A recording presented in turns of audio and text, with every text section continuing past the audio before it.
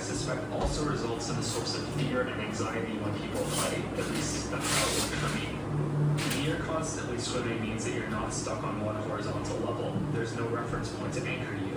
Since hostile creatures also have this freedom to move through the environment, this means there are so many more angles to consider and keep track of while you're playing.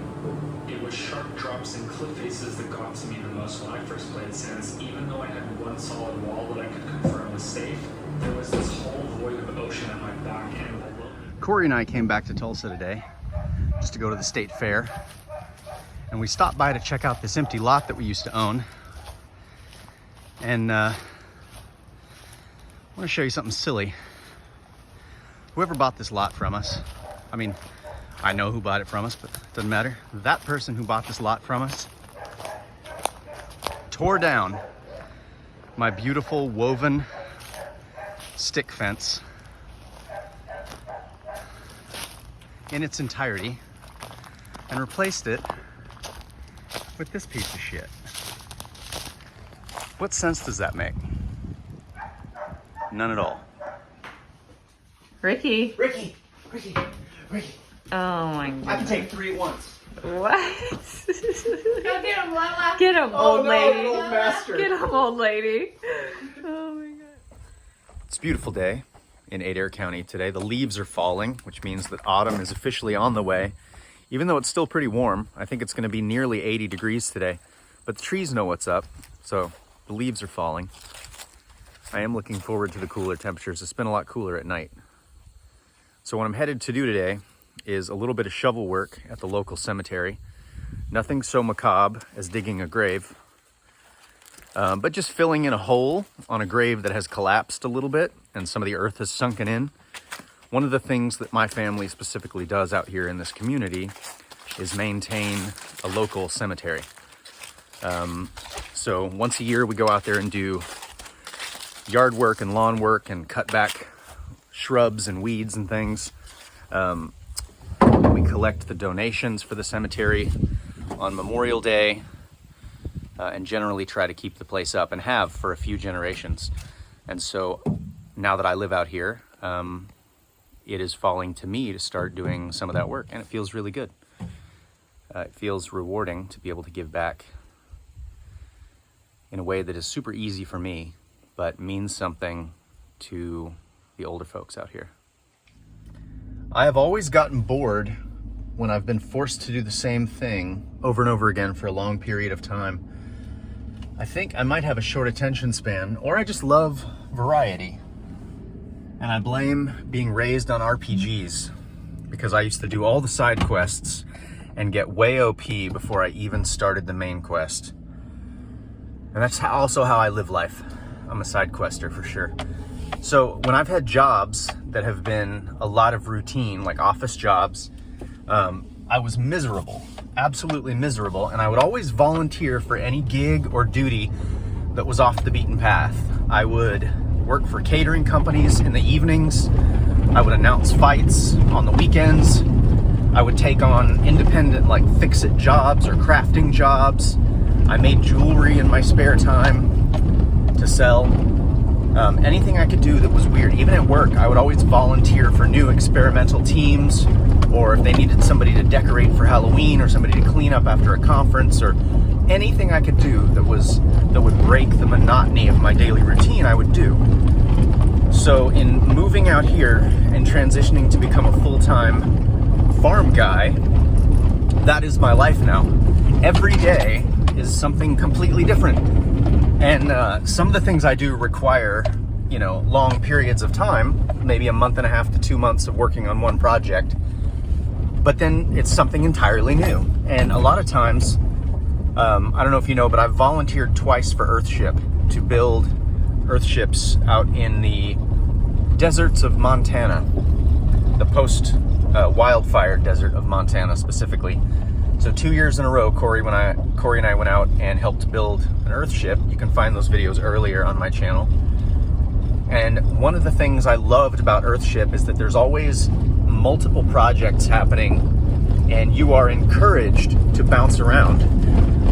They told us when you start to feel frustrated with something, you're not going to do your best work. So walk away and try something else. And And that advice has been a godsend out here on the farm, because sometimes you really do need to be able to put down your tools and step away from a project because you're physically burned out, mentally burned out, or just no longer seeing the vision. And you need to be able to go do something else for a while with, renewed interest. And then eventually you will be pulled back to that project, be it by fate or timelines or deadlines, or a shift in your desire back to do that original thing. And that's really what I've found here at the farm, is that as long as I just continue applying myself to something all day, it all gets done.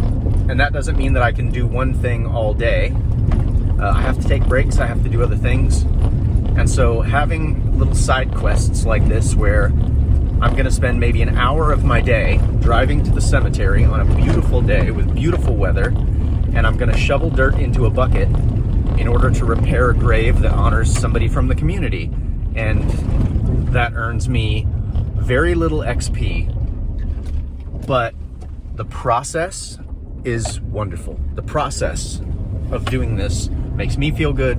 The weather's nice, it's physical exercise, and it's something different other than just working on linoleum floors, which is my current long-term project. It's great. I would say if you like variety, try to make it a part of your lifestyle. Go side questing more often. This was not supposed to wrap up in terms of a moral or advice or anything. It's really just a visual diary, but there you go. The end. Here we are at Piney Cemetery. It's maybe 2 miles from where I live, very close. Beautiful little cemetery carved out of the middle of the woods. Up here, you'll see on this sign, the A looks a little strange, right? So this was actually misspelled for my entire life, and I think decades before my life. It was spelled Cemetary. And only within the last 20 years, my Uncle Richard put an E up there, had one custom made to look like the rest of the letters and welded it up there, but left the A behind it for posterity.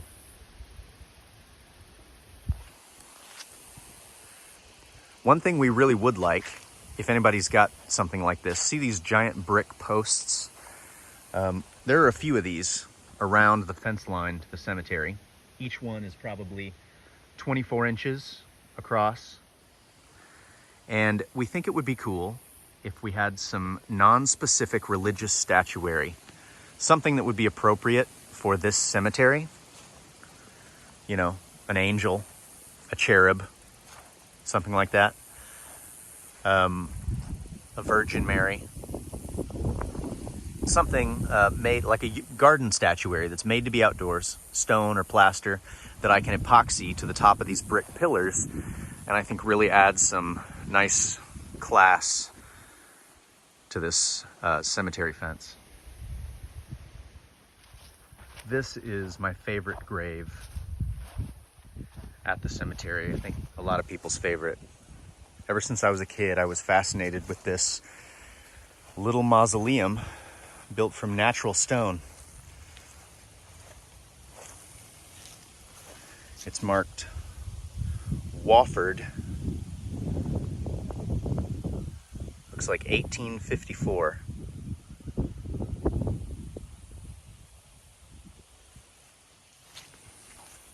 Very cool.